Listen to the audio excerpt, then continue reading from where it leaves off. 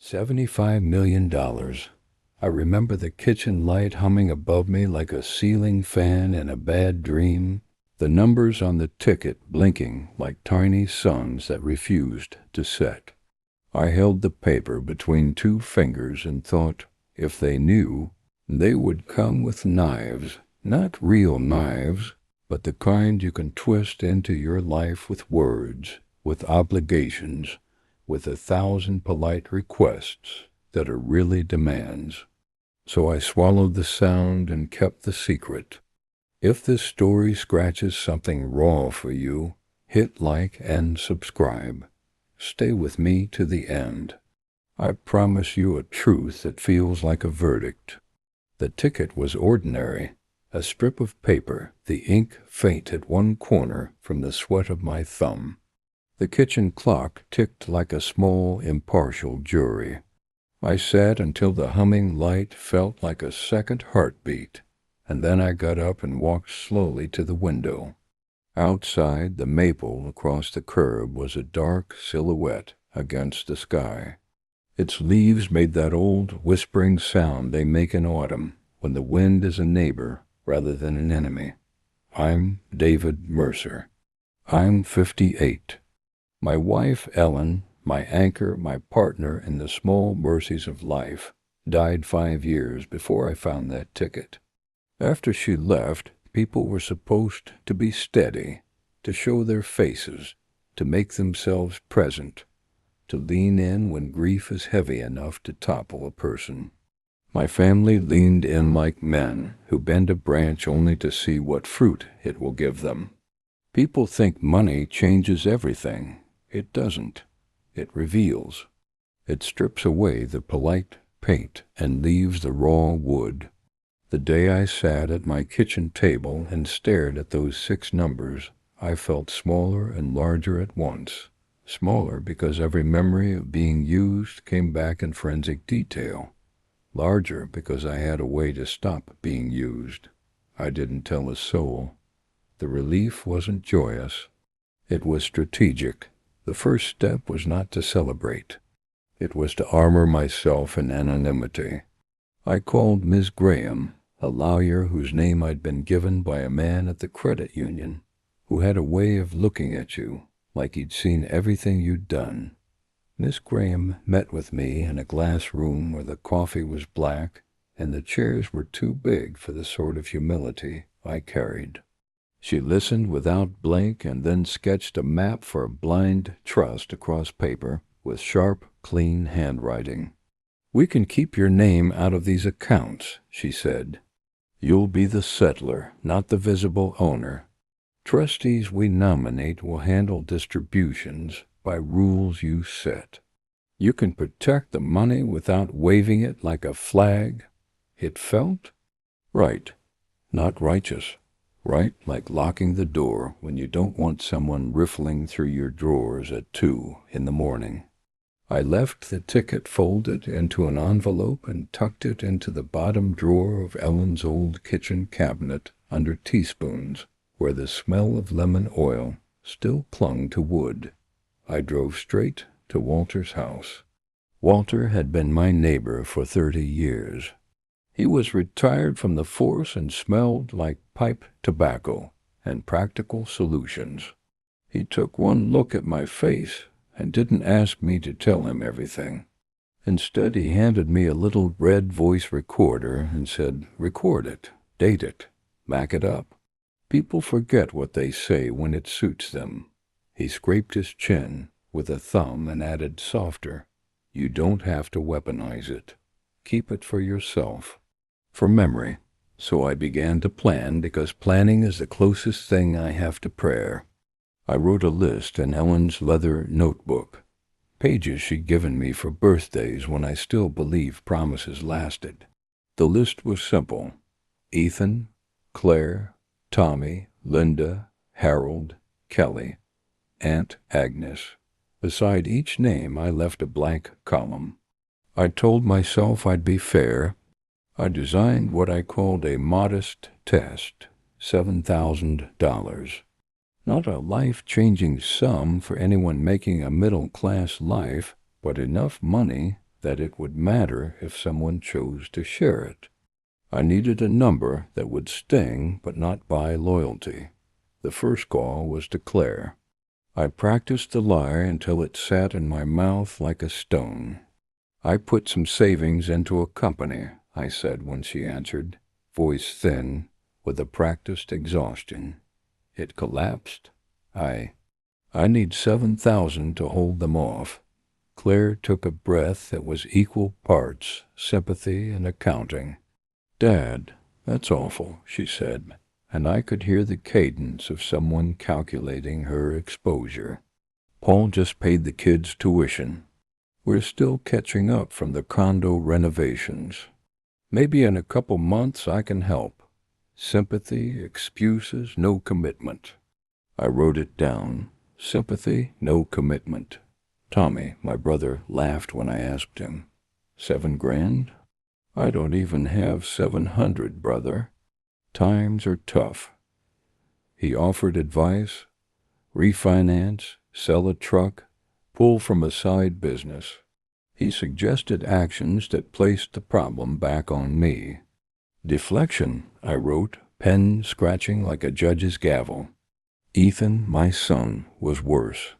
He sounded like a man who was doing me a favor by declining. "At your age," he said, half mock, half lecture, "you should have known better.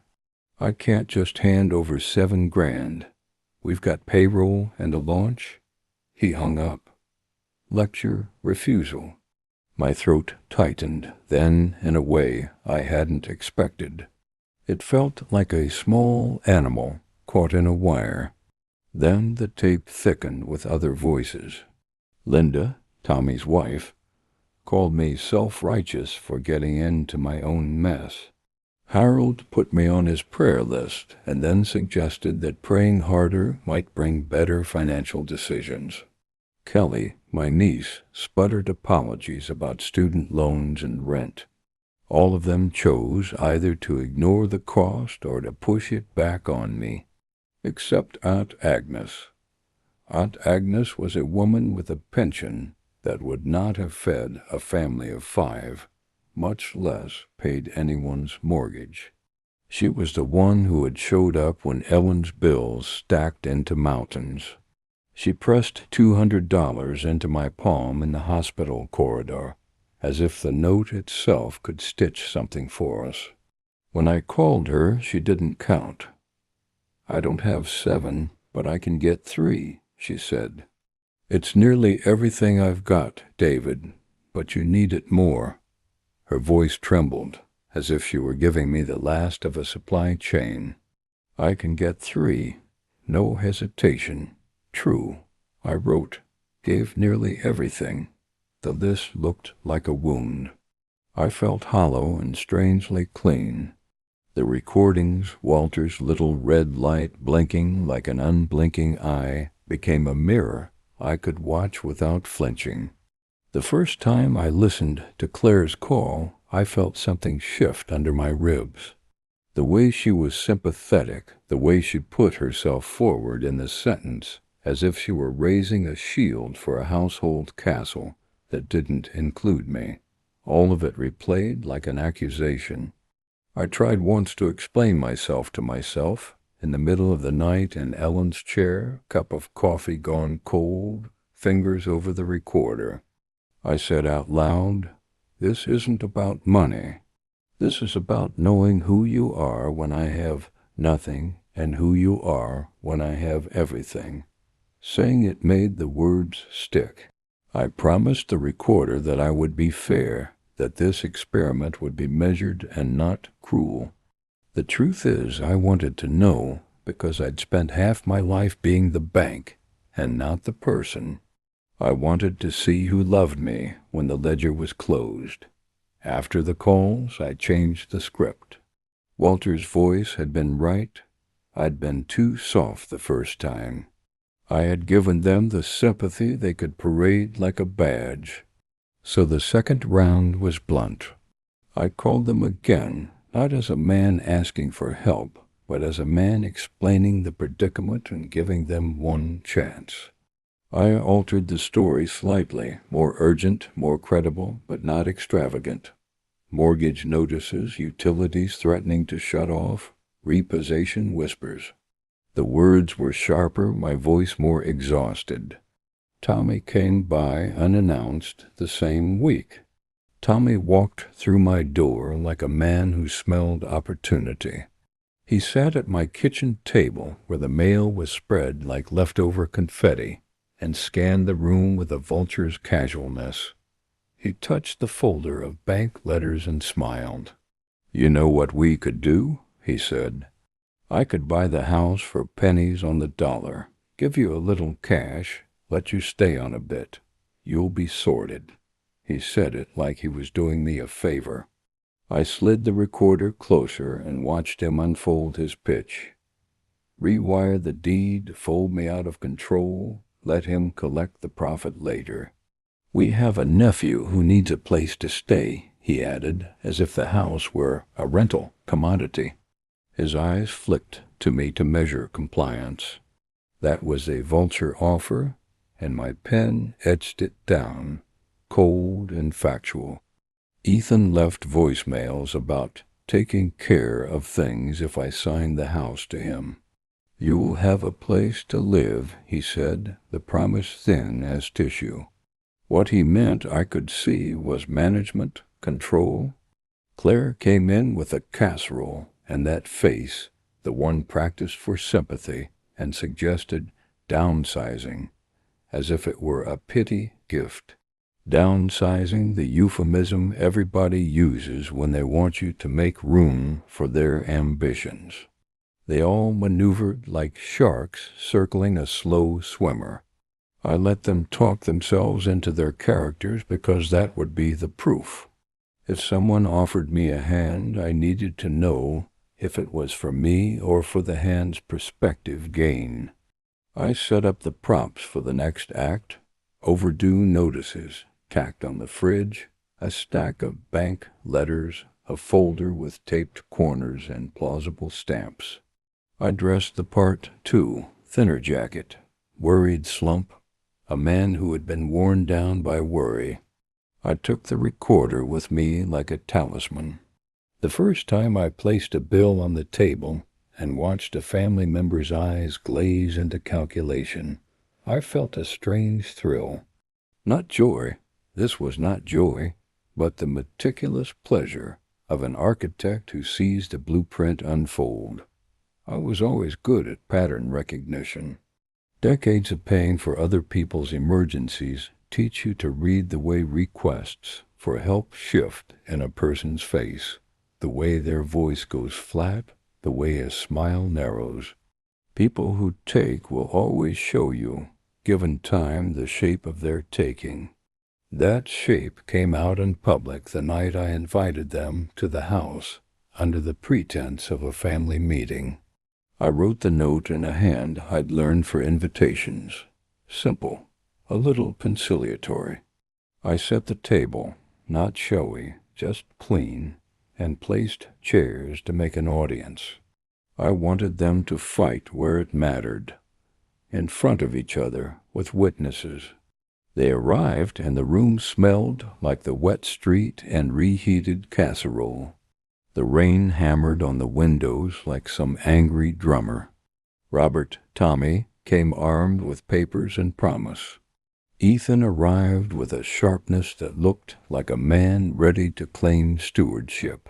Claire arrived last, with a casserole and her practiced concern.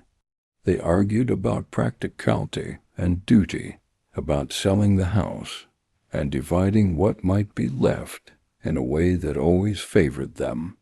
When their voices rose, I felt small as a conductor who suddenly realized the orchestra wasn't following his tempo. I listened, and when they pushed too far, when a suggestion to sign it all over slid from a smoothing smile into a hard demand, I reached under the table and turned the recorder so the little red light glowed. They froze as if the light were a tiny sun revealing everything. I took it out and clicked it off so the red went dead. The room was suddenly quieter than I'd ever heard it.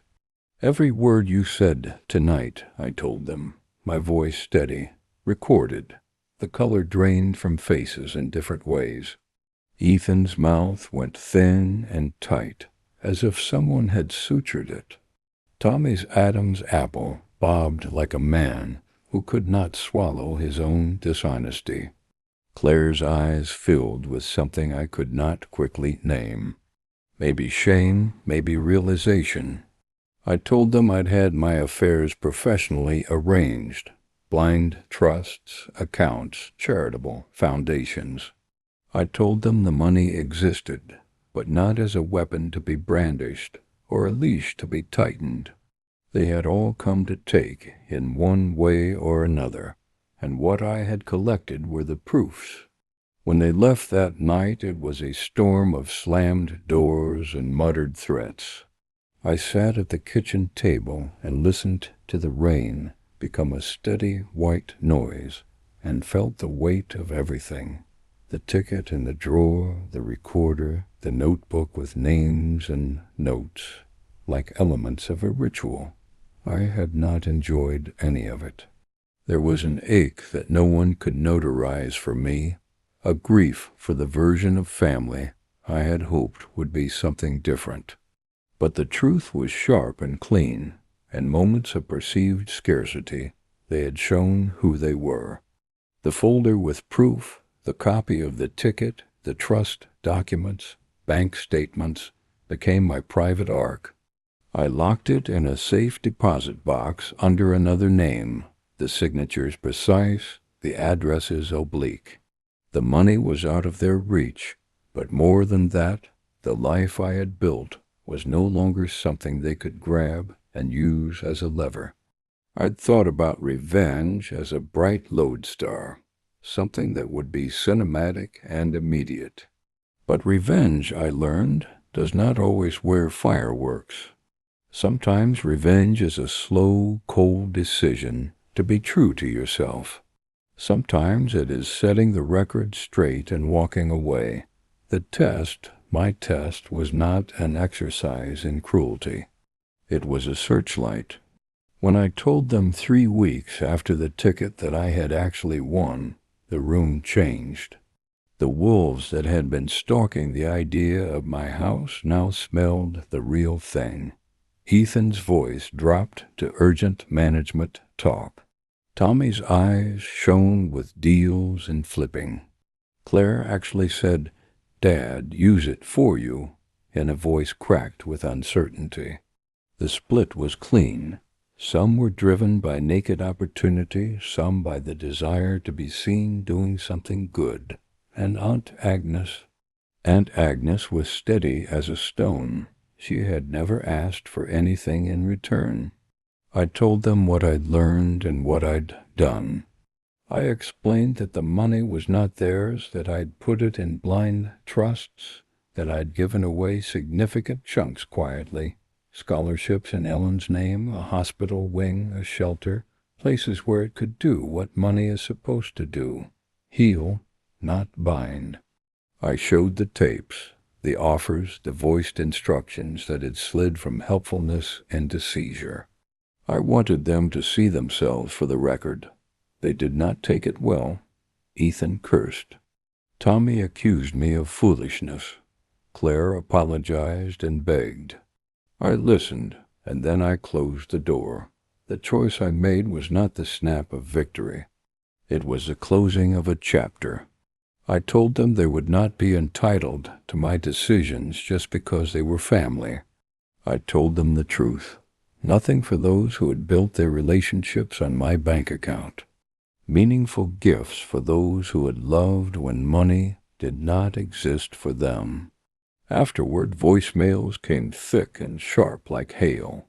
Threats, pleas, bargaining. I did not return a single call. The silence did something I had not expected. It cleared the room. And still, people ask if I regretted it. Did it hurt? Yes. Did I enjoy it? No. Did it fix the hollow the family left? Not entirely. but it showed me what I had been missing, and worse, what I had been allowing in my life. That first night after the meeting, I sat in Ellen's chair and opened the envelope with the ticket in it. The numbers looked like a constellation. I thought about Aunt Agnes pressing 200 into my hand in that hospital hallway. I thought about Walter's red light and the ledger of voices. I thought about what it meant to finally have a choice that no one else could make for me. And then I slept, a sleep that was thin but whole. The days after the meeting were louder than the meeting itself. Silence had been a kind of verdict, a clean, surgical cut, but the fallout is never quiet. It comes in small, corrosive sounds, the beep of my phone at 3 a.m, the whisper of tires on wet pavement outside the house, the tinny ring of somebody pretending to be a bill collector with an accent that changes mid-sentence. The house, which had felt swept and whole for the first time in years, became a new sort of theater. People played parts in it I hadn't written. Some wanted grief. Some wanted leverage. Some wanted relief. I found myself watching my life like a man who'd been fitted with binoculars behind a window. I wanted to step out and shout that everything was legal, that the money was protected, but there's a peculiar cruelty in shouting facts at desperation. Facts don't always quiet the hungry. They only show the outline of hunger. The first week after I closed the door to them, a man in a black suit came by asking neighborly questions. He had a camera in his bag and a smile like an invoice. He introduced himself as someone who does estate planning for local families, and he said he'd heard about a change in my affairs. I thanked him politely, and he left a card.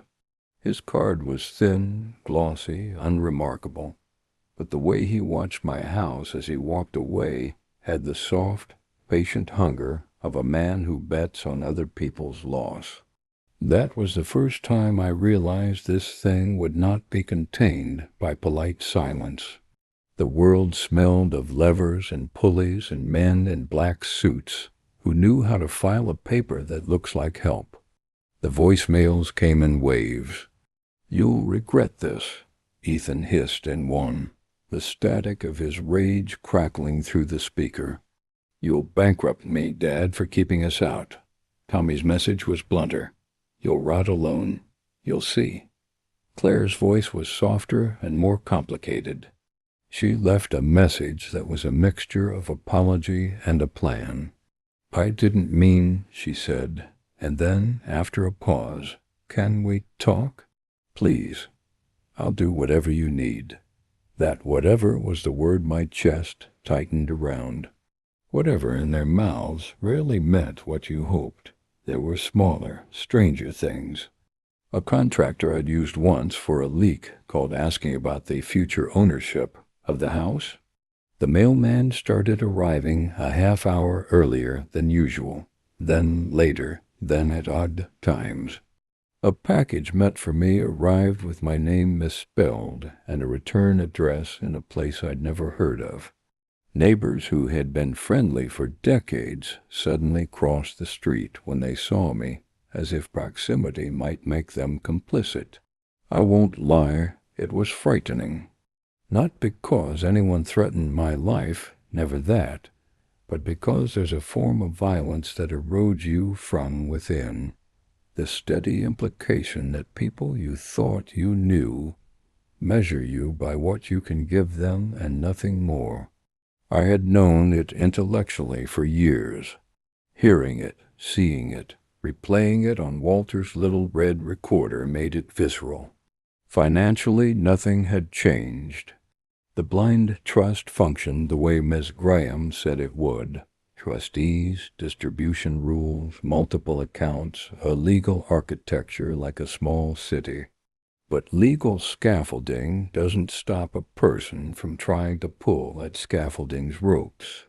Within 10 days of the meeting, I received a thick envelope that would become the symbol of the new war. 3 pages of legally styled language from an attorney I'd never met, representing parties with interest, requesting accounting and clarification of certain transfers. The letter's tone was even, clinical, but the intention was blunt. They wanted to know where my money was and whether it could be redirected. It wasn't an outright lawsuit, not yet, but it smelled like the precursor to a legal siege. I called Miss Graham. Her voice was the still point in a storm. "They can file," she said plainly. "People file to find a way to pull a thread. We respond. We show the accounts are legal, the distributions proper. The structure is strong if we act correctly. You did everything right, David. Now we must be meticulous." Meticulous. That word became an anchor, but it's not an anchor that makes the boat feel safe. It only keeps it from drifting into a current. The lawyer's advice was exact. Do not engage publicly. Do not make statements on social media. Keep receipts. Respond formally through counsel. I listened and wrote down every instruction as if the act of writing it might mean I'd follow it. And yet, there are other forces beyond law. There are people. After that envelope, things escalated in smaller, more personal ways. Tommy started sending me text messages at strange hours, a collage of recipes, a photo of a car he thought I might like, a dog-eared postcard from a place neither of us had been. The content was designed to accrue intimacy the way rust accrues on iron.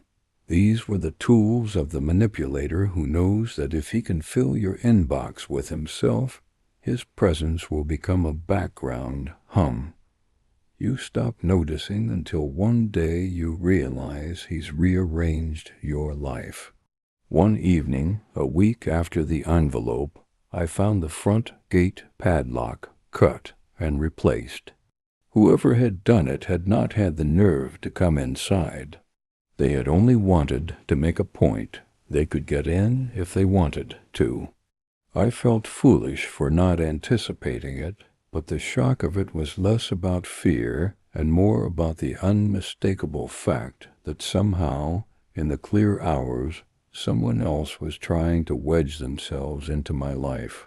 At night I started dreaming in legal forms. I would wake from a dream in which papers were changing their ink to reveal names I didn't recognize. I'd stand under the kitchen light, coffee cold, my fingers wrapped around Walter's recorder, and I'd try to remember why I'd done this. I had wanted truth. But truth delivered can be a blade that cuts both ways. Claire's attempts to reconnect changed tone. She started appearing at the house unannounced, bringing casseroles and stories about the kids. At first their intrusion felt genuine. She stayed for a while, sat in Ellen's old chair, and asked me about my crossword puzzle. She laughed at the same jokes I had been telling for decades, the tiny rituals of a life. For a few days it felt like a reconnection. I wanted to believe it so much that I would spend whole afternoons listening for the clink of her cup on the saucer and then come alive when it happened.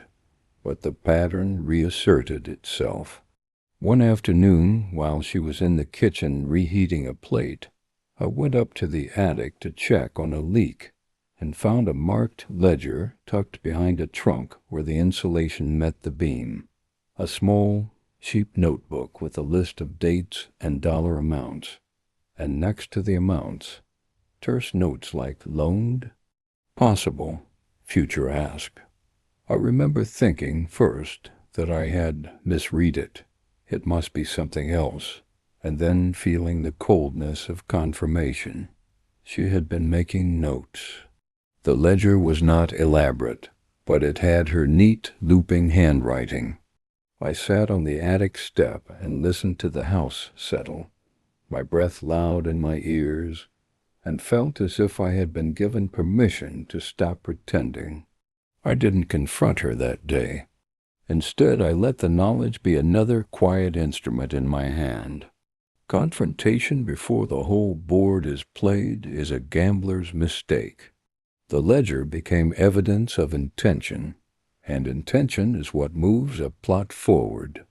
Then the players changed tactics. Ethan called late, saying he'd gone to a church meeting and had been thinking. He asked if we could meet for coffee.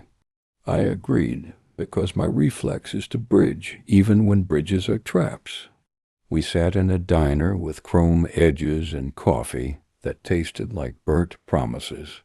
He talked about the family business, about margins and fiduciary responsibility, and in between he dropped hints about management. "You could be more comfortable," he said, waving a hand over the table. "You deserve to have someone look after you." His eyes tried to measure me. "And if you want help, we can manage it." His help smelt like a prospectus with a personal touch. When I refused politely, he left the diner the way men leave who believe they've planted a seed. It was as if he had left a pin in me. After he left, the diner felt too bright and shallow, the coffee like the memory of bitterness. I walked home thinking about the many small ways people will attempt to absorb you into their plans. Not all maneuvers were mean-spirited. There were moments of tenderness. Aunt Agnes came by with a small casserole of her own, her cardigan buttoned to the top, a pie tin clutched like a talisman. Her hands trembled when she set the tin down.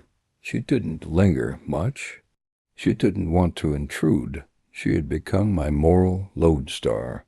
The day she visited, I took her hand and felt the papery skin, and I thought about that $200 she had given in the hospital. I thought about the weight of small kindnesses.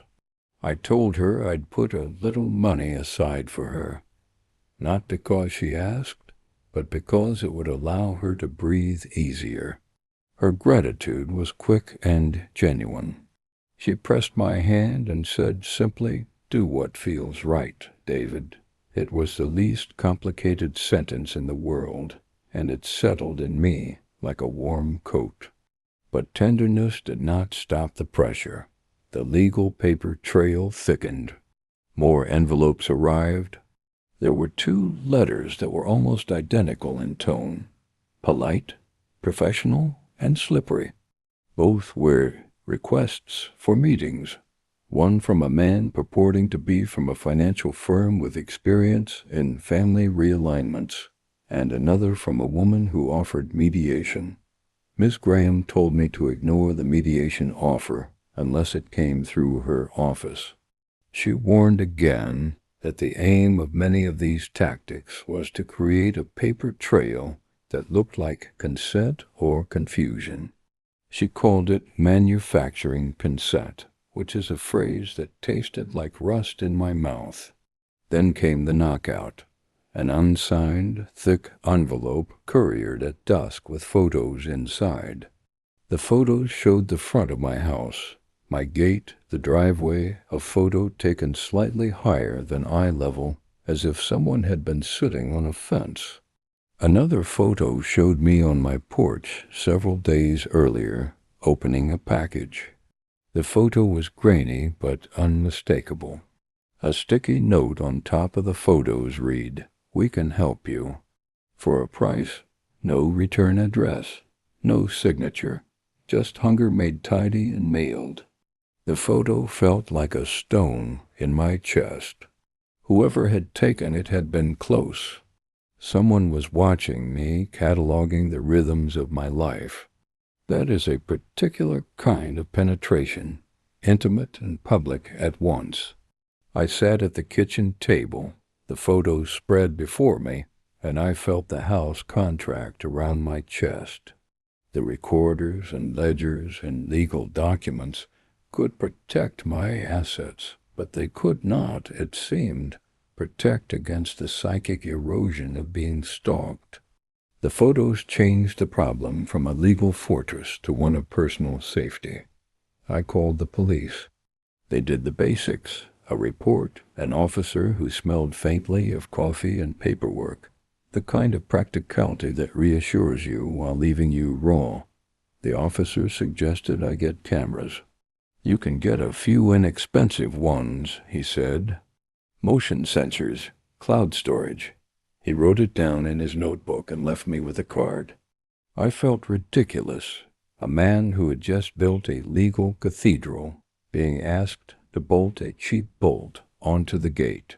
But I did it. I installed cameras in the eaves, one facing the street and one facing the driveway. I woke in the middle of the night to check the footage like a man checking the pulse of a loved one. The camera footage was telling. One night at 2:07 a.m., a figure came to the gate with gloves on. The face was hooded. The gate was confident. The figure lingered, turned, and then walked away. The camera captured only the hem of a coat and the anonymity of a person who believed that being faceless was a shield. I saved the footage in 2 different drives and labeled it like a museum curator catalogs a new, unpleasant acquisition. Footage 01 Gate. That recording became another instrument. When I showed it to Ms. Graham, her eyes were steady but hard. "This goes in the file," she said. "If this escalates, we can present it to the court as evidence of harassment. Don't engage with them directly. Let me handle any legal response." Her voice was exact as always.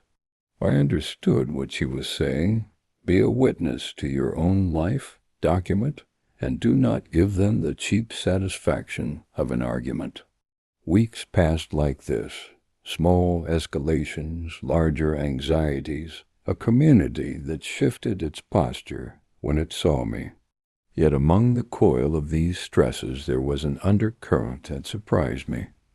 My sleep grew sharper, my attention more acute. I began to see patterns I had been blind to for years. I noticed the way Tommy's texts came in flurries that matched paydays at the little businesses he ran. I noticed how Ethan's calls left voicemails that slipped into polite management language, the way one slipstream follows another. I noticed Claire's ledger and thought about what people keep in their pockets. I also began to feel a strange clarity about my own capacity. I had always been the person who first opened his wallet. Now, standing against the tide, I discovered an inner reserve that felt like a muscle being exercised after years of idleness. The recorders, the legal briefs, the camera footage, they were tools, yes, but more importantly, they were truth. Truth that, for the first time in too long, belonged to me to wield. And yet, in the quiver between action and reaction, I found myself haunted by one persistent thought. How far would they go? The lawyer said they'd file to find a crack. The man in the black suit left his card. The anonymous courier sent photos. The protective cameras recorded movement at odd hours. These were the signs of an escalation that might not stop at letters and cameras. Then, the moment that forced me to stop arranging evidence and start planning, Miss Graham called me on a Thursday morning. Her voice was the same clear clarity she always wore, but there was an edge beneath it I had not heard before. "David," she said, and there was a pause that filled the space with something like pressure. "They've filed a motion." My stomach dropped as if the floor had given way. "What kind of motion?" I asked, though I could guess. "To challenge the trust," she said. "They filed papers alleging undue influence and improper transfer. They're asking the court to appoint a guardian ad litem and potential temporary receiver for certain assets until the matter is resolved." The words filed a chill through me. An appointment of a receiver? temporary control over assets. Not only did this threaten the finances, it threatened the narrative I had built with meticulous care. It opened a public theater where my private reasoning could be litigated, mischaracterized, and if the worst happened, subverted.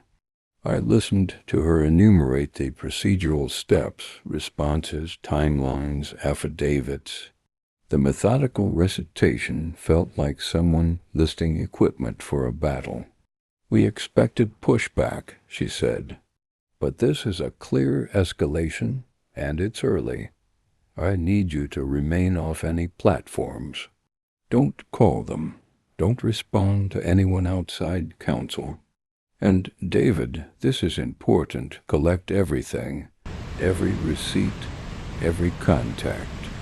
If anyone offers you anything in exchange for silence or for access, record it." Her final sentence landed like a hammer. "If anyone asks you to sign anything, don't. Tell them to speak to me. If there's one thing these cases show, it's that people try to make consent look voluntary when it's not." After we hung up, I sat at the kitchen table and pressed my fingertips to the paper cup of coffee I hadn't sipped. The room seemed to contract and expand at once. The house was quiet in the way a patient waits between breaths. Outside, the maple kept whispering its leaves. Inside, the instruments of defense I'd assembled, Miss Graham and Walter, and the little red recorder, felt less like tools and more like the bones of an unease I'd invited into my life by revealing the truth. In that hollowed-out space, a voice, my own, tired and steady, asked me something I had been avoiding. Was this revenge? Or had it always been simply self-preservation?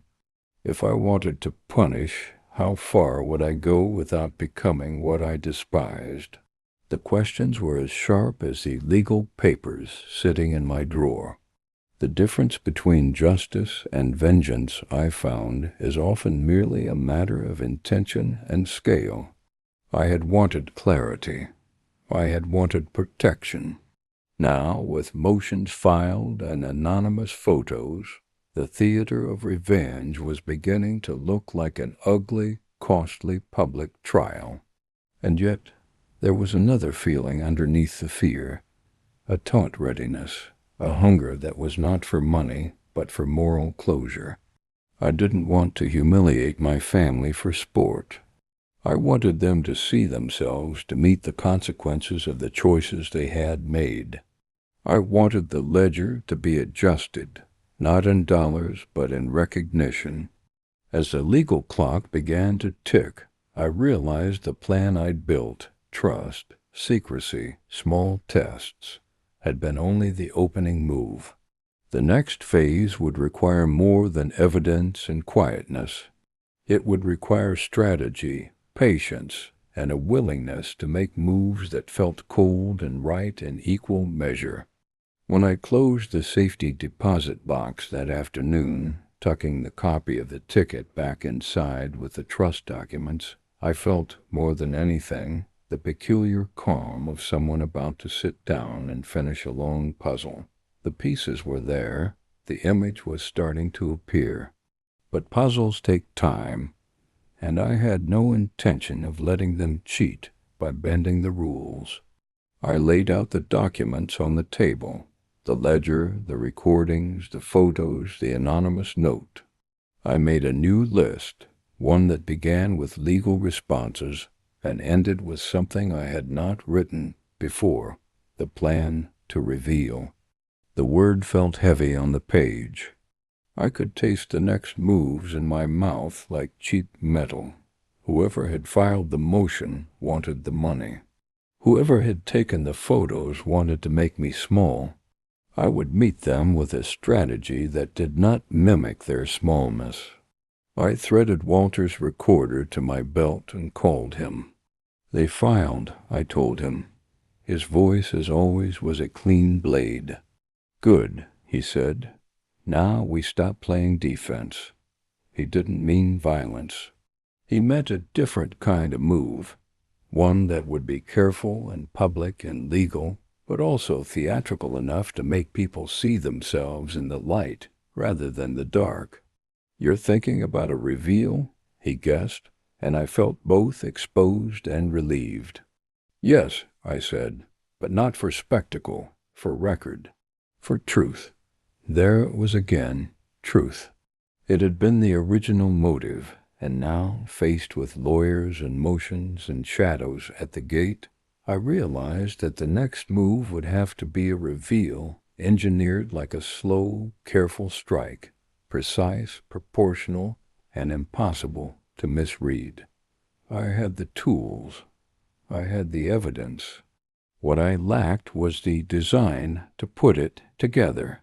And design I knew would require patience I did not yet know I had. I sat back in Ellen's chair and let the house breathe around me. Rain tapped on the window. The recorder in my pocket blinked like a small, relentless heartbeat. I rolled the thought of a reveal over in my mind. Where, how, who would be present? Who would hear which tape first? I circled possibilities like a man tracing the edge of a map. Then my phone buzzed with another message. It was from a number I did not recognize. The message had only one line. "You think you've won. You haven't seen anything yet." The screen went dark after I read it.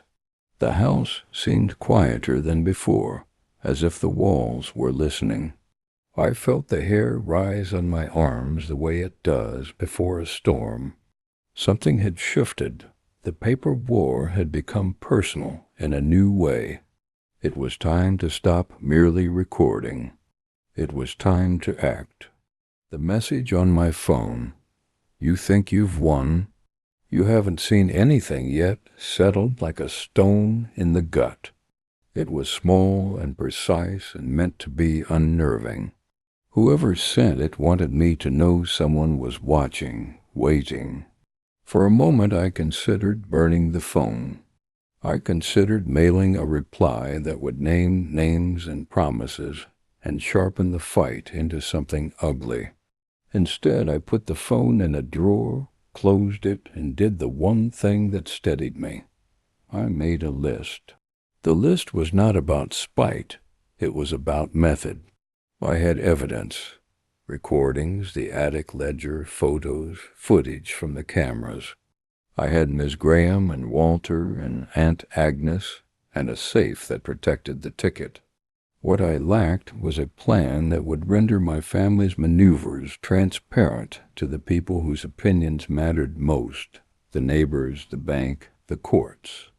I wanted them to see themselves exactly as they were, not bad people in some abstract sense, but people who'd chosen self-interest over kin. I wanted to do that without stooping to their methods. That was the line I kept coming back to. Be surgical, not theatrical. First move, find out who had been following me. Walter suggested a private investigator. "You don't hire a man with a badge," he said, elbows on the kitchen table, the late sun carving his face into planes. "You hire a man with a camera and no illusions." I called the man Walter recommended. James Ortega, a heavy-set ex-reporter turned pie, who knew how to follow a trail without tripping an alarm.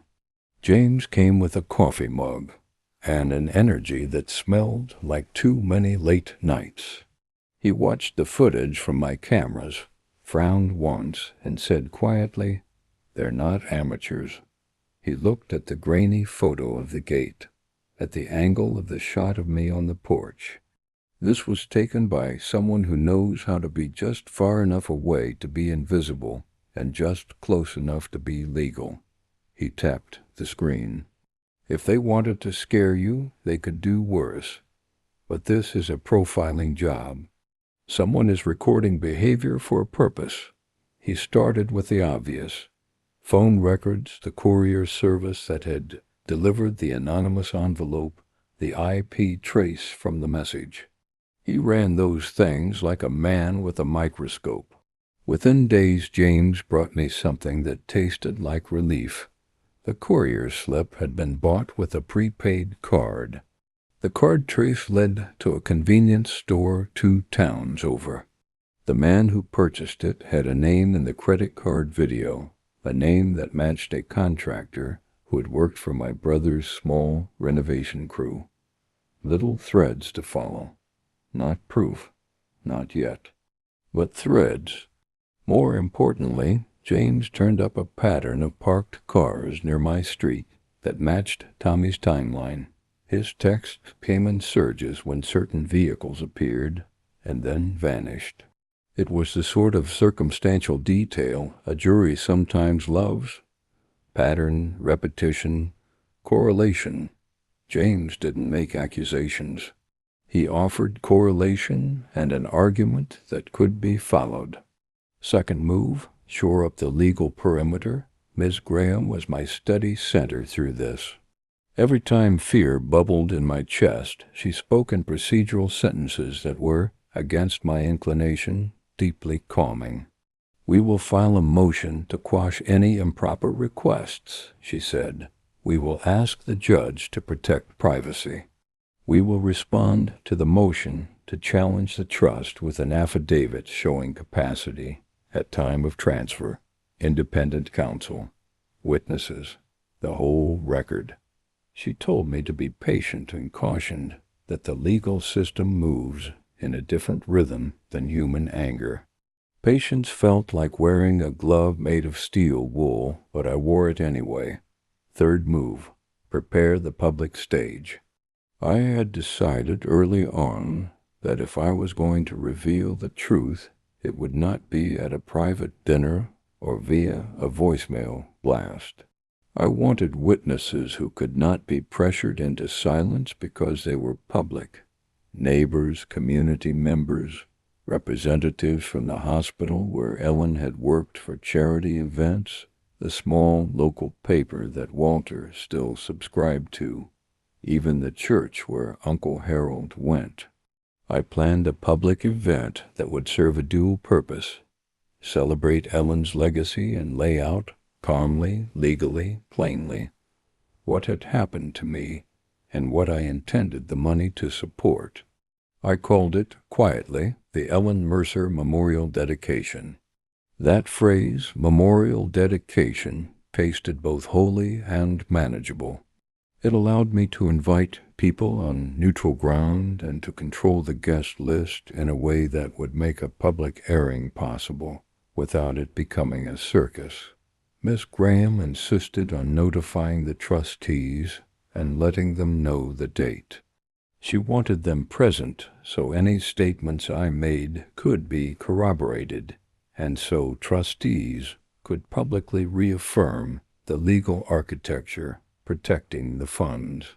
Getting the trustees to agree, she warned, would be essential to undercut any claim the family tried to manufacture about mismanagement.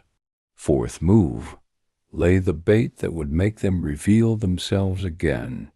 I had already done tests with direct $7,000 calls, but those were private. This time the test would be public and legal. I would invite them to the dedication under the guise of forgiveness, community, and gratitude. I wrote the invitations myself on stationery Ellen used for church notes. I sent them to Ethan, Claire, Tommy, all of them. I was careful with the language. Warm, conciliatory, impossible to misconstrue. I put in a line they hated, the line that had always made them comfortable. We would love if the family could be honored together. If they came, it would be because they were part of the family play. If they tried to seize or manipulate the moment, the witnesses would hear it.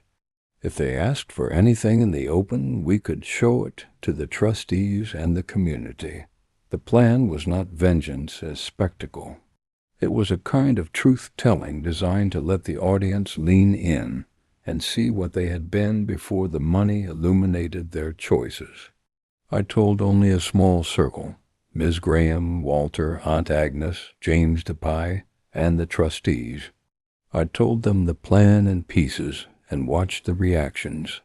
Aunt Agnes cried when I told her the idea. "Ellen would like that," she said, and her knuckles turned to paper when she squeezed my hand. Walter put his arm around my shoulder and said, "Make them look in a mirror."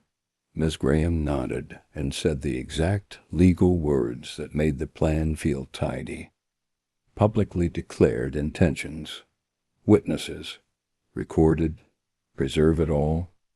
James continued his work quietly. He found more than a courier slip. He traced a phone used in a series of preliminary calls to a local firm, a small law office that had once done advisory work for Tommy's business. It wasn't a smoking gun. It was, again, a lead. James kept bringing me tiny things: a receipt for gloves purchased at a hardware store, a time-stamped photo of a van parked near my street on a day my son had been in town. He was patient and meticulous, and he smelled faintly of newspapers. "People hire people," he said once, and smiled like someone who knows the smell of hired motives. As the dedication day approached, I felt an odd combination of exhilaration and nausea. There was a musculature to this sort of plan that required stamina. I found myself eating poorly and sleeping in short bursts, the way you do in the weeks before a performance. In the deep, quiet hours, I replayed possible outcomes. They would come and act remorseful. Claire might actually cry and ask to be let back in. Ethan might try to charm with business savviness. Tommy might barely hide his disgust at being cut out of the deal. Or they might refuse to come at all, preferring to march toward court rather than community. Each possibility needed its countermeasure. Miss Graham and the trustees drafted a public statement that would be read at the dedication, outlining the trust's structure and my intentions for the funds.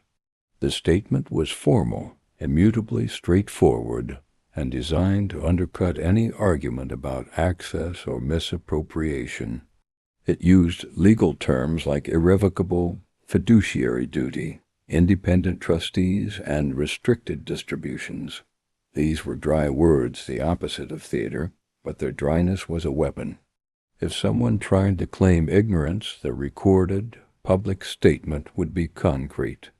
Aunt Agnes and I planned the small touches that would make the event feel like an homage to Ellen rather than a courtroom drama. We arranged for a local choir, for a plaque unveiling, for sandwiches and tea in the church hall afterward. The memorial was meant to be simple and real: a plaque at the hospital wing in Ellen's name, recipients of scholarships announced, a small shelter fund introduced. I wanted the event to be about giving, about legacy, not about spectacle. That was the moral line I would not cross. But people are not always predictable. On the afternoon before the dedication, James came with a file thicker than any he'd brought before. He closed the folder like a man who has found a seam in fabric and is about to unravel it. "I traced the van," he said, voice low. "It's registered to a company with ties to a firm that did work for Tommy's construction projects. There's a paper trail of small payments that line up with the dates of the courier and the photos." My immediate reaction was private triumph, a slow, warming satisfaction that had nothing to do with money and everything to do with being right. Then it shifted under my ribs to a darker question. If I had proof the family had hired someone to watch me, did I want to make that public? Would revealing that require me to expose their networks in a way that would permanently damage more than it should? The answer landed with a hardness. They had already damaged what mattered. If I wanted them to understand the impact of their choices, I would have to show the pattern. The night before the dedication, I barely slept. The house seemed too quiet, like a mouth before speech.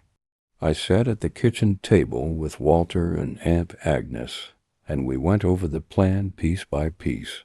Walter spoke like a man doing a prayer. "You will make a statement," he said. "You will let the trustees explain the legal situation. You will play the tapes, only the ones that show offers and manipulation. You will not insult them. You will not gloat. You will be simple and true." "Will it hurt them?" Aunt Agnes asked, eyes trembling. "Maybe," I said. But they already hurt me. Saying it aloud scraped the inside of my mouth. It was true. The memory of hospital corridors, of that $200, of being the man who paid and was paid back in tolerance, it sat heavy and red in me. I told them what I'd learned and why I needed this to be public. Not to punish, but to calibrate the relationships I had left. "This will not be for show," I told them. "It will be for record." Dawn came cool and thin. On the way to the hospital wing, I felt like a man walking to a funeral, as if I would be burying an idea of family that had been more fiction than fact. The choir warmed their voices in the foyer.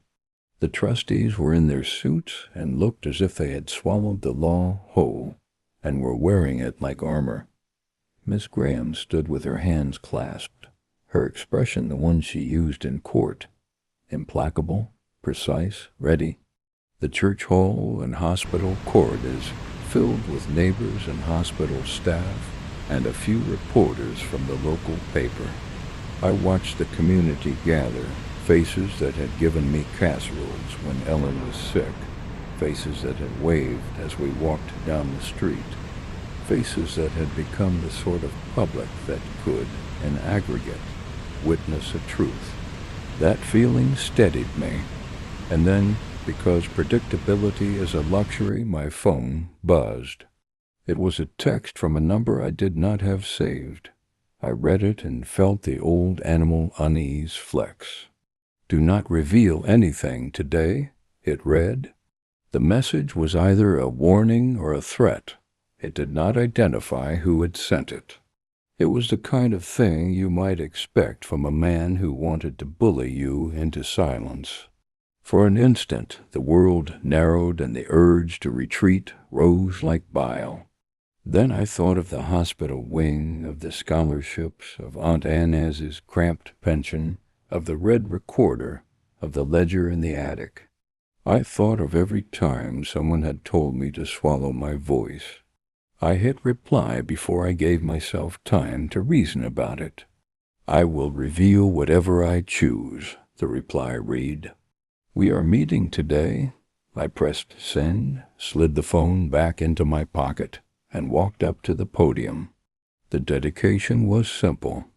I spoke about Ellen in a voice like a tape being rewinded slowly. I told small human stories, the way she made coffee for volunteers, the way she kept track of donated coats in winter. My hands shook, not from nerves so much as from the weight of the moment. When it came time, Ms. Graham read the statement outlining the trust and its restrictions. The trustees stood and said they would uphold the fiduciary duties and that distributions were set with clear directives. That is when I did something I had practiced for days, and yet when I did it, it felt sideways like something improvised. I set the little red recorder on the podium so the room could hear the red light blink. I clicked it on and pushed play. The tapes played loud and honest. Claire's loop of sympathy and delay. Tommy's suggestion to buy the house for a song. Ethan's managerial offers thinly veiled as favors.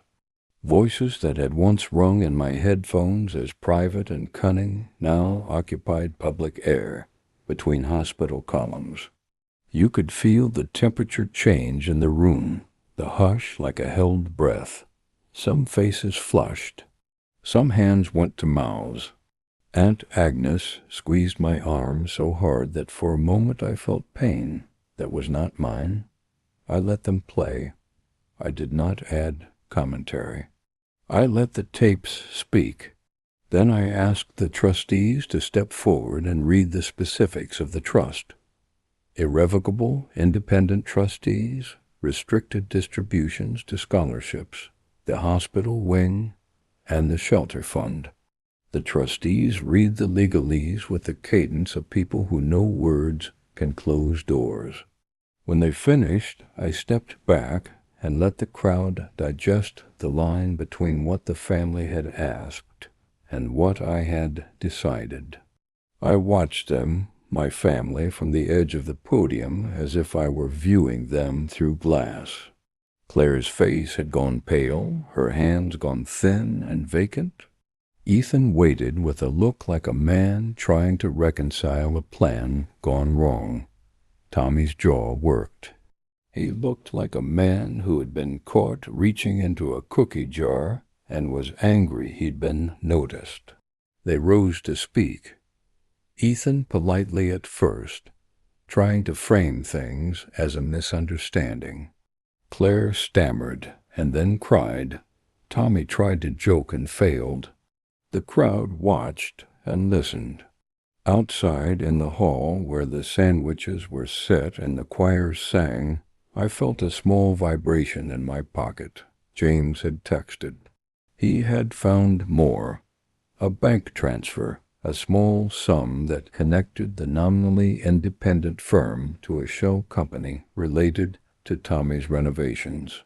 It was again circumstantial.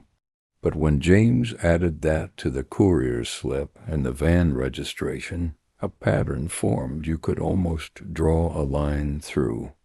I could see my family's options narrowing like the lane of a road when a truck appears ahead. Bet on a private settlement, try to challenge the trust, or make a public scene. They chose the last two, which is what I had expected. When they left the dedication that afternoon, they did so under watchful eyes and with neighbors who had heard the tapes and the trustees. The event had not solved anything legally, but it had moved the truth from private conjecture into communal knowledge. After the event, in the quiet of my kitchen, the adrenaline slipped into a hollow ache. I had done what I had set out to do. I had created a public record, and I had forced my family to act in front of witnesses. I felt more exposed and more fortified at once. But the plan was not complete. The tapes, the trustee's statement, the PI's notes, they were instruments, not endpoints. I had to decide how far I intended to follow this. That's when the unexpected occurred. Miss Graham called from her car, voice clipped by the road noise. "David, we have a problem," she said. "Someone filed an emergency motion this afternoon. They've requested an injunction to prevent you from making any distributions or from taking certain actions until we can have a hearing in 2 days. My chest tightened in a way that felt almost clinical. An injunction. A temporary court order that could freeze actions and possibly gag parts of what I could say or do. They had used the legal system's speed against me to try to halt the momentum I had created with the public event. You think they'd do that? I asked aloud, the question stupid and obvious in the same breath. They'd do anything that might slow you, as Graham said. We'll contest it. But you must not speak publicly until we respond. You must let me file emergency opposition. And there was a pause that felt like a soft intake of breath in a crowded theater. They've named a receiver to examine certain accounts. The word receiver landed like a bell. A receiver could be appointed to temporarily control assets. It was the legal equivalent of being placed under house arrest in monetary terms. For a heartbeat, I thought of every plan I had made, every documentation I had put together, thinking it had bought me some time. The law, like tide, had its own ebbs and surges, and sometimes those surges come with a force you cannot predict. I felt anger, hot and unsteady, and beneath it a cold clarity. This would escalate. The family had pushed a button. They had turned the machinery of legal pressure on me in an attempt to seize momentum back. They had not anticipated the public witnesses or the PI's incremental proof, but they had resources and lawyers who knew how to file hard and fast motions.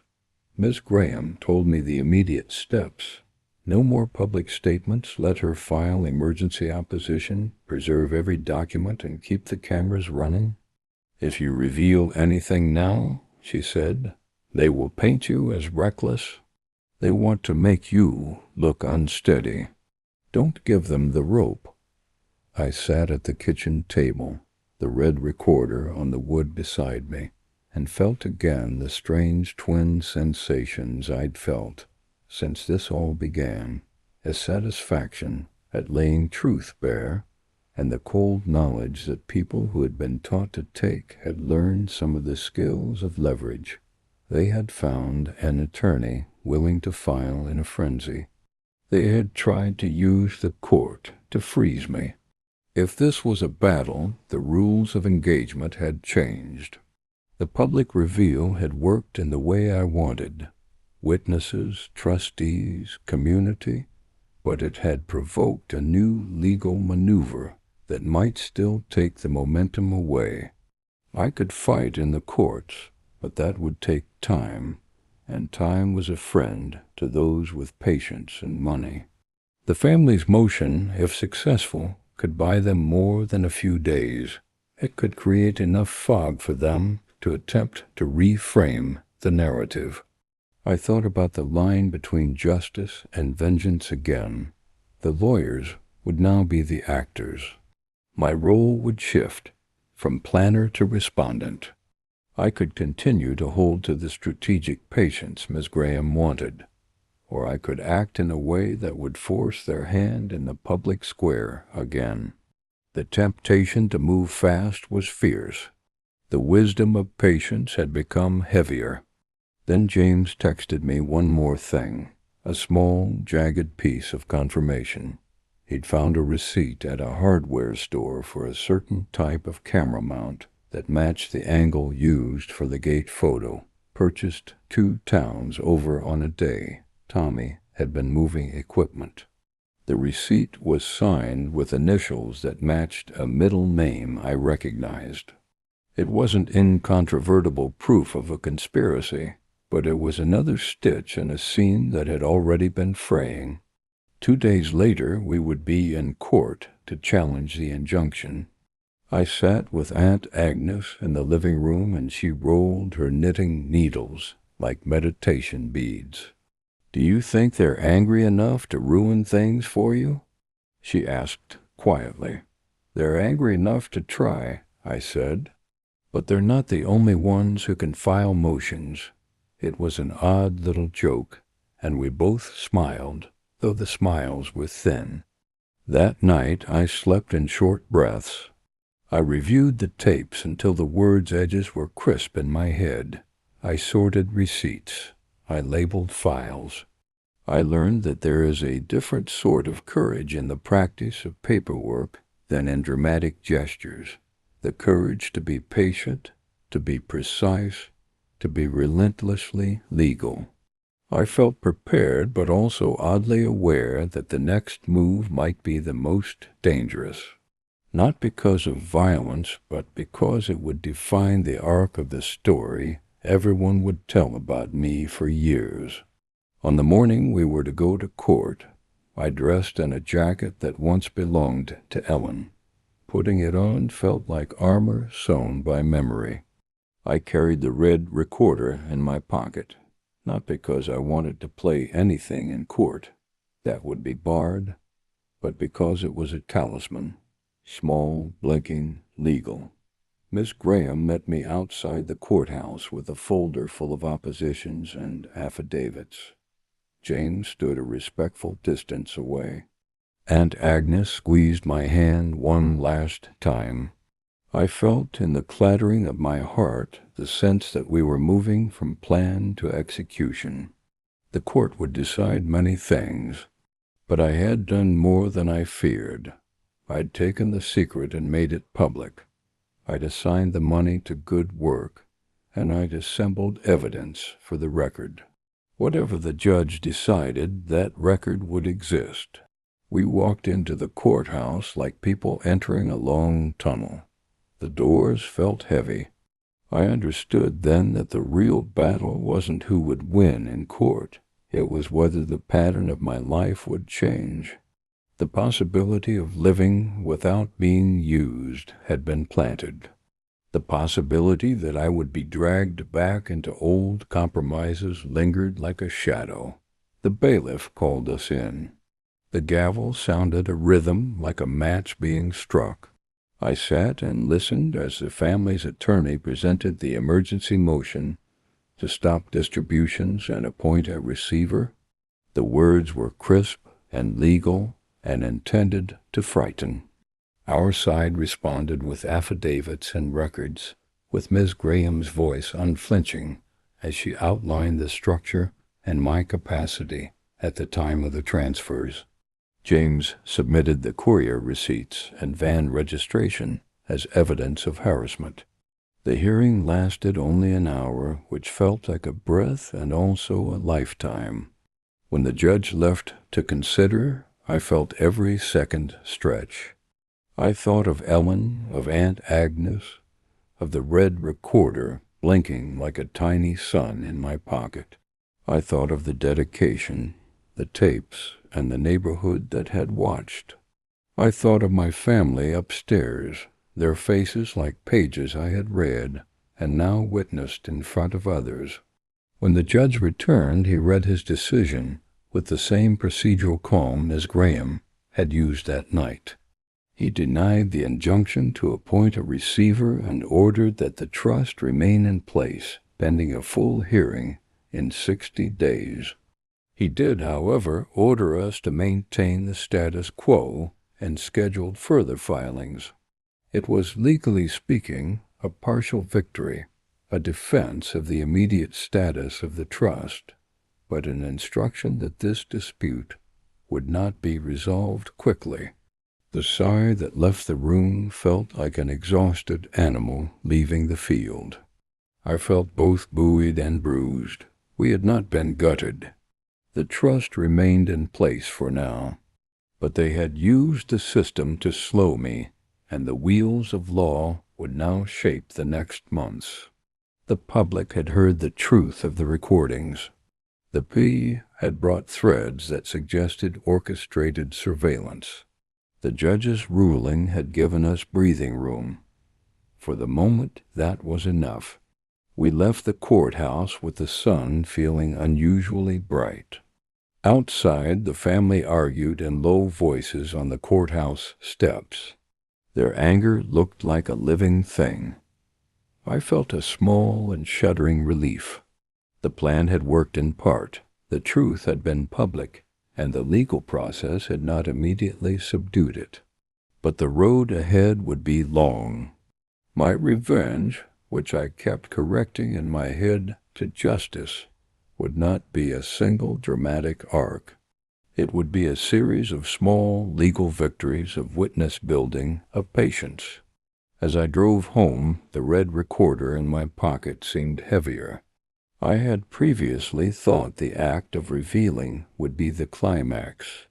I found out that revelations are the beginning of something else, the slow, grinding machinery of consequence that took time to apply pressure and make things change. I had stepped onto that machine willingly. Back at the house, I took the ticket from its hidden envelope. The numbers glowed faintly in the strip of paper like a constellation. I thought suddenly about what I had done and what I had yet to do.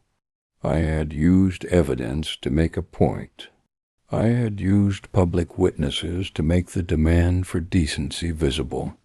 I had done what I needed to do to protect the money and Ellen's name. But there was one move left that I had not yet made, one that would close the chapter in a way my children might finally understand. I set the ticket down and stared at it, feeling the hush of the house settle around me. The plan for that final move had to be perfect because it would aim not just at legal defense, but at the heart, at making them see themselves revealed beyond nuance or apology. It would require me to be colder than I wanted and clearer than I had ever allowed myself to be. I reached for the little red recorder, thumb finding the button. Outside, the maple whispered. Inside, my phone buzzed with a new message. It was from an unlisted number. "We have one more thing for you," it said. "Meet us tonight at the old mill." Alone. My thumb hovered.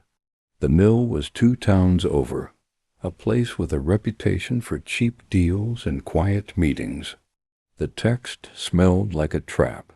I could feel the thin, electric thrill of danger. I could also see pathways.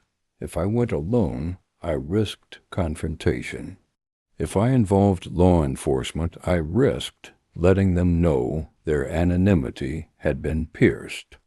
If I ignored the message, I might miss the opportunity to expose the last thread of their plan. I stood in the kitchen, the recorder warm under my thumb, the ticket a quiet promise on the table, and thought of Ellen's steady hands, of Aunt Anan's small sacrifice, of the ledger in the attic. I thought about the line I had promised myself I would not cross.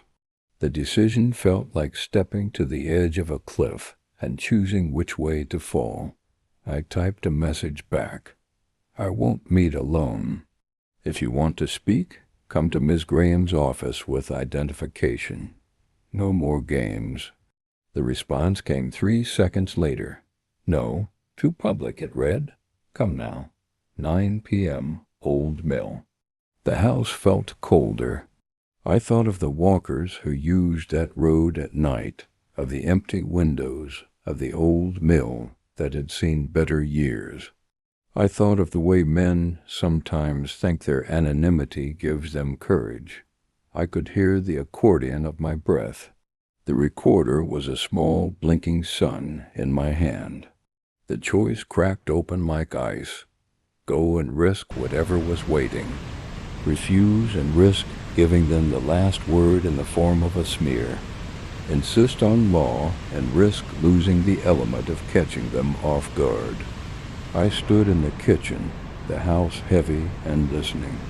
Then I did something I had not done before. I called Walter.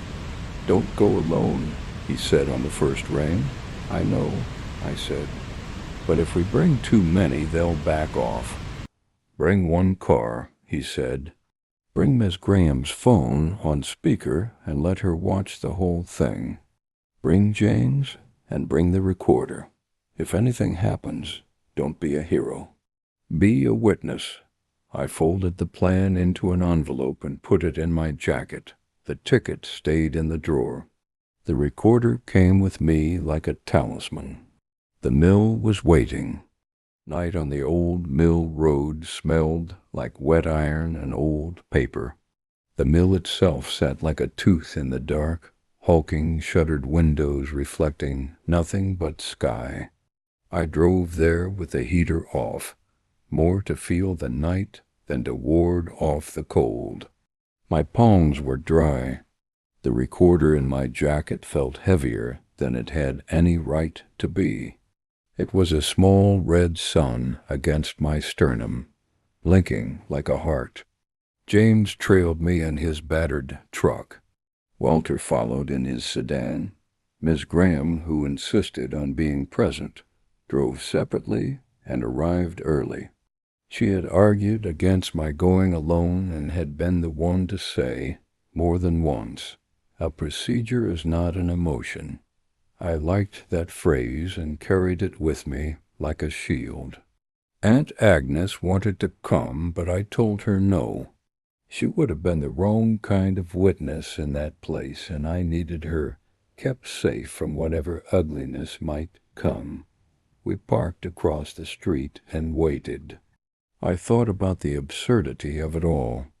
A man who had hidden a lottery ticket, now sitting in his car, feeling the familiar old thrum of waiting for someone else's choice.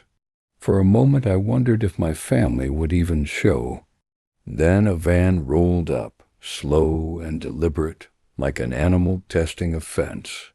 2 men inside got out, broad shoulders under hoodies, faces mostly in shadow.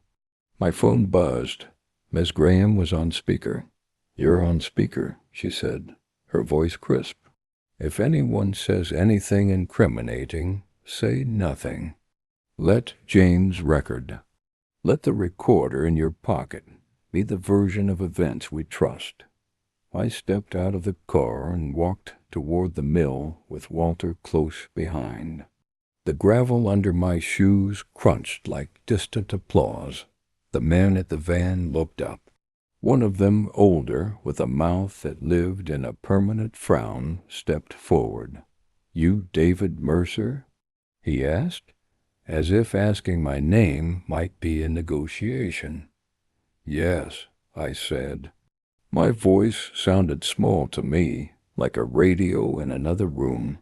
He smiled thinly. "We got your message. You sure you want to do this public? You sure you want to bring friends? You were the ones who sent me photos," I said. "You called. You asked me to come.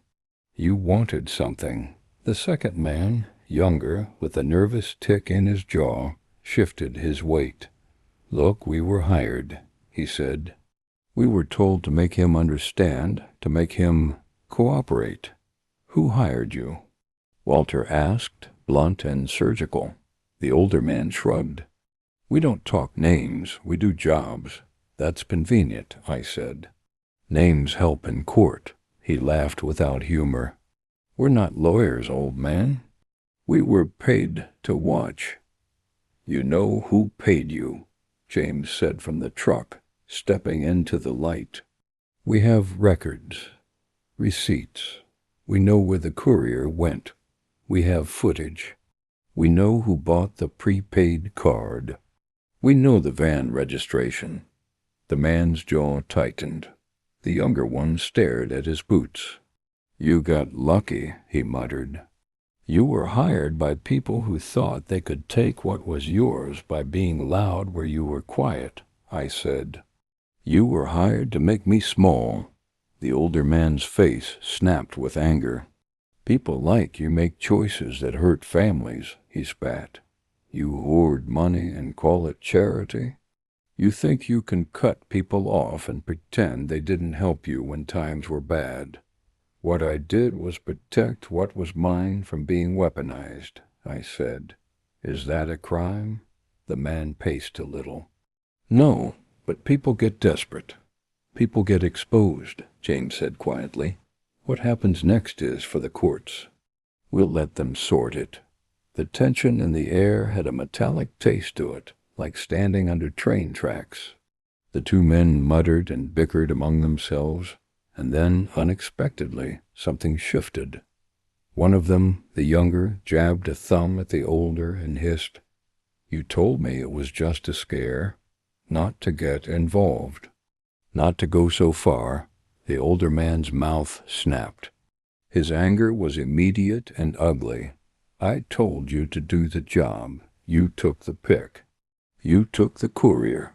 He looked at me then with something that might have been pity or disgust or a man trying to look himself in the mirror. "You should have been careful.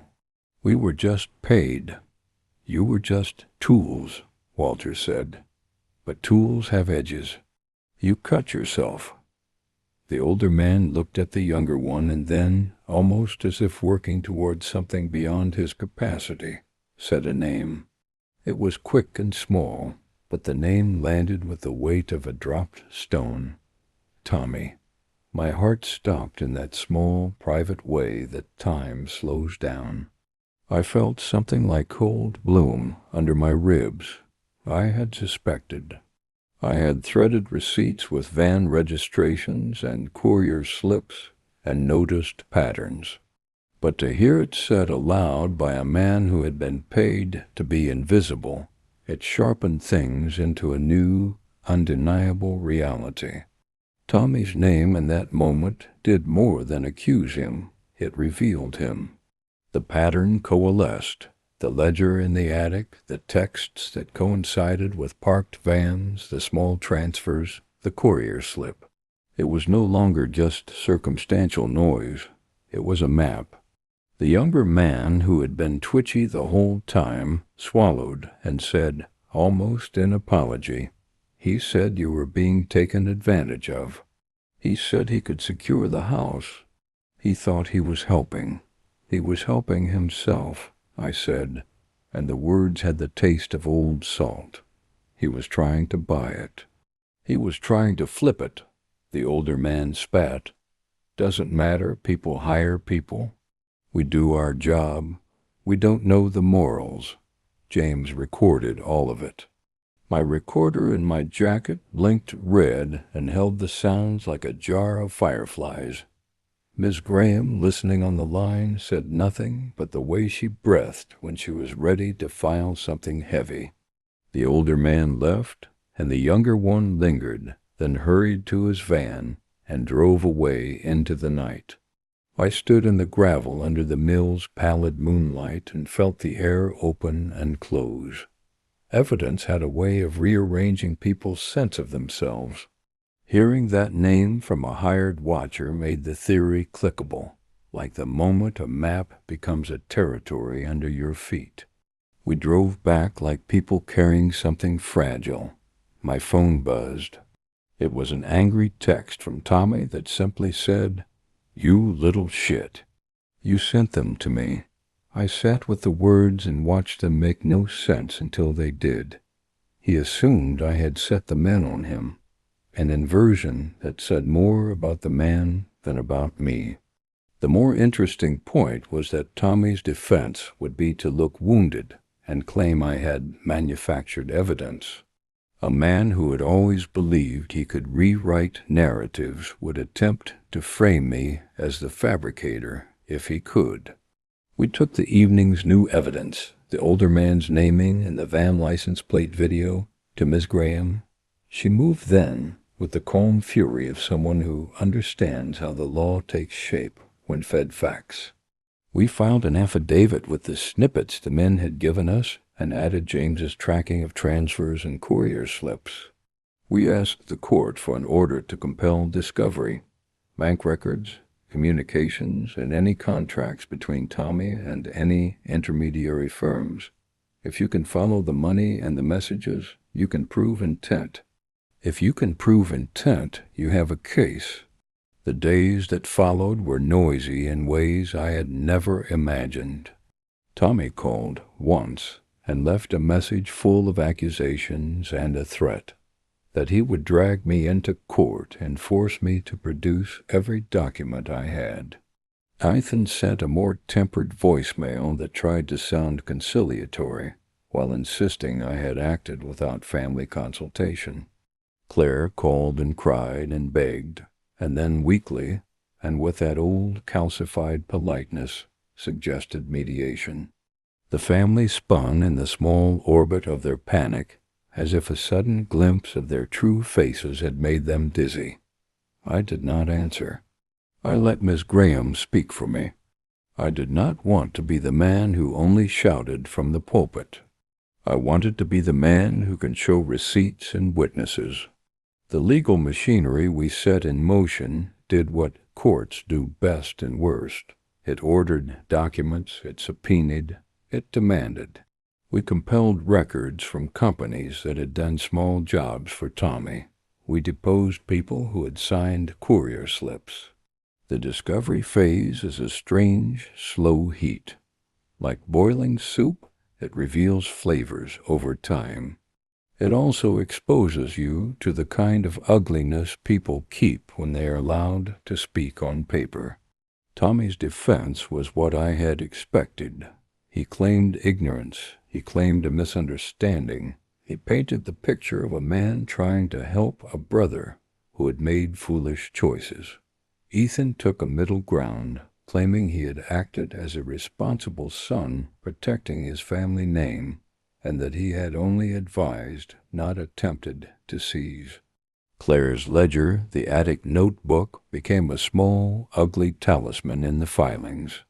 It was shown to be a list of possible requests, not any formal contract. The more they tried to pull threads into plausibility, the more my records, the tapes, the courier slips, James's van footage, made a picture that was hard to reconcile with their stated sentiments. In court, the picture we painted was not one of cartoon villains. I was careful. Miss Graham insisted on that tone. We drew the narrative like a map, the calls requesting $7,000, the ledger kept in the attic, the van footage, the courier slip, the men saying they were hired, the small transfers traced through a shell company related to renovations. Each piece was a bead on a necklace that, when worn together, could not be denied. The judge listened with the bland neutrality of the law, and at the end of weeks that felt like months, made a ruling that would define the remainder of my life. He found that there was probable cause to believe attempts had been made to harass, and that the trust transfers had been executed with proper counsel and capacity. He denied any motion to appoint a receiver and issued sanctions against the attempts to manufacture discovery in bad faith. In plain English, the trust stood, and the court found the attempts to seize it were legally insufficient and, in some respects, malicious. He awarded a small monetary sanction, not for me in any meaningful sense, but as a formal recognition that the parties had used the legal system improperly to harass and to intimidate. It was, on paper, a vindication. In life, vindication is softer. It is the quiet of a neighborhood that slowly stops glancing when you walk by. It was also the legal closure I needed to stop being watched in the small, petty ways that had made me feel like a man behind glass. The fallout, however, was not purely legal. When the rulings came down, my family fractured. Some patched their speeches with contrition. Others doubled down on anger. Ethan called more, this time with a voice that tried to bridge and negotiate, offering a partnership that smacked of an argument to manage what he claimed he had always wanted to protect. Claire apologized, and in a letter begged for a chance to rebuild trust. Tommy, predictably, accused the court of being bought. The arc of their reactions revealed what I had always suspected. Some wanted access, some wanted the image of being seen as generous, and some wanted to rewrite history. I chose, finally and without ceremony, to shut the door that had been left ajar for years. I did not cut them out because I wanted revenge. I cut them out because every attempt at re-entry asked me to return to the old contract, me as bank, them as beneficiaries. I would not do that. I chose instead to direct my resources to the people and the causes that had always mattered to Ellen and to the one who had shown up when others did not. Aunt Agnes. I funded a scholarship program in Ellen's name at the local college for nurses, because Ellen had been the kind of woman who stayed late to teach a new skill to someone who needed it. I donated to the hospital wing that bore her name and ensured the shelter I had mentioned in the dedication received steady, confidential funding. I arranged for a small living stipend for Aunt Agnes so she could breathe. I gave quietly and with the exacting anonymity of a man who wanted to give without being used. People say that money changes people. In my case, it clarified something else. Money revealed them. The money did not turn my son into a monster. It exposed the calculation he had been making for years. It did not turn my brother into a vulture. It revealed the opportunism that had been biding its time. It did, however, allow me to be free of the kind of relationship that had always been transactional. There was no Hollywood moment of triumph, no shouting from a balcony. The closest thing to catharsis I had was the slow, sweet relief of being boringly safe. The men who had watched me were paid off and signed confidentiality in exchange for the court's leniency. Not because I wanted vengeance, but because the public record would have kept me in a fight with them forever. My family, for their part, retreated. Some tried to be present on holidays with small gestures that felt like purchase attempts. I accepted none that demanded payment. In quiet times, I would sit at the kitchen table and play a tape, not as a way to punish, but as a way to remember. I would listen to the way voices shifted when they thought I had little, and the way they rushed when they believed I had plenty. The sound of those tapes was not music. It was evidence. It smoothed something inside me that had been jagged from years of being used. Months after the court rulings, the neighborhood returned to its steady hum. The mailman came at his usual hour. The man in the black suit no longer loitered by the property line. Cameras blinked their little red lights like a set of small suns, but the sense of being watched receded. The trustees continued to manage distributions. Aunt Agnes came by more often, sitting in Ellen's chair and bringing a dish. She did not ask for money. She never had. Sometimes I would see Claire from across the street, pushing a stroller. Once she waved from her porch, and I returned the wave, a small human courtesy, not an invitation.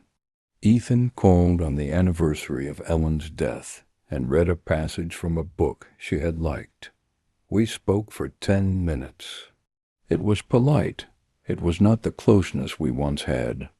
It was a border instead of a bond, and for the first time in an odd long while, that border felt honest.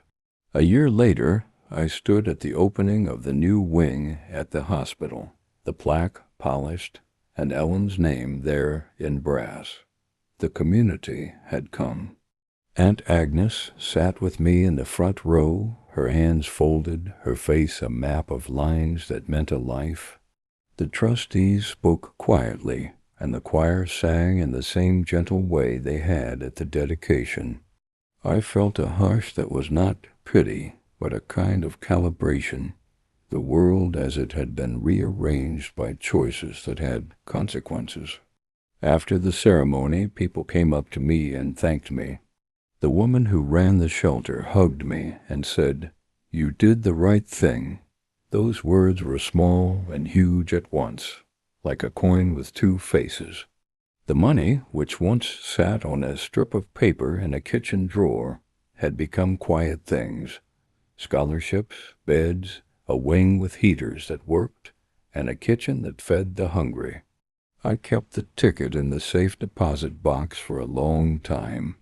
Sometimes I'd open the drawer and look at it as if it were a relic. The numbers still seemed like a constellation. The power it gave me was not about opulence. It was about choice. I had used that choice to make a life that aligned with the small virtues Ellen taught me: steadiness, quiet generosity, and the refusal to be weaponized. People asked me often whether the revenge had been worth it. If revenge means paying someone back with equal hurt, then no. If revenge means protecting yourself and choosing who you love and who you give to, then yes. I had not sought to destroy them. I had sought to stop them from using me as a weapon. I had put the money where it could do good and not be used as a leash. That was, for me, the most precise justice there is. Weeks after the last filing closed, I went to Ellen's garden and sat on the old bench. The maple had leaves like coins in the late sun. Aunt Agnes came and sat beside me and handed me a thermos of tea. We sat and watched the light move over the yard. For a long time, neither of us spoke. When she did, it was in the quiet voice of someone who has been in the room while a person remakes themselves. "You did right, David," she said. It was not the kind of praise that asked for anything in return. It was simple and final. I felt the years rearranging themselves into something less heavy. I still live in the same little house. I still make my coffee the same way, and I still listen to the rain on the roof like a weather report for my heart. What changed was the center of gravity. I stopped orbiting people who wanted me for what I could give and began orbiting the things that mattered. I had wanted to test my family to see who would stand by me and who would take, and the test had been honest in a way I had not expected. It hurt, yes. It clarified, yes. It allowed me, finally, to give freely. And sometimes at night, when the house is quiet and the red recorder sits on the shelf like a small sleeping thing, I say to myself the truth that brought me here. Money doesn't change people. It reveals them. The cruelest kindness I performed was to stop allowing myself to be used as a lever for other people's lives. The lottery ticket gave me the ability to choose. I chose to honor the woman who taught me to care, to protect the people who had shown up when I needed them, and to give quietly where it would do the most good. That choice felt, in the end, like relief. Not triumph, not spectacle. Just a long, slow settling of a life that, for the first time in a very long time, was mine. If you take anything from my story, let it be this. Wealth amplifies what was already there. When you open your hands, others will decide what they see: generosity, leverage, or an opportunity. Guard the shape of your giving. Protect your choices. And when the time comes to decide whether to keep or to give, do it for the person you are, not for the person others want you to be. I'm David Mercer. I'm 58. I won a ticket and kept a promise to live on my terms and to make sure Ellen's name meant something that couldn't be bought or sold. If this story gripped you, hit like and subscribe. It helps me tell more real, messy stories like this. Tell me in the comments, what would you have done if you were me? Would you have revealed the truth or kept the secret? I read every comment, and I'll reply to a few, especially the ones that make me think twice.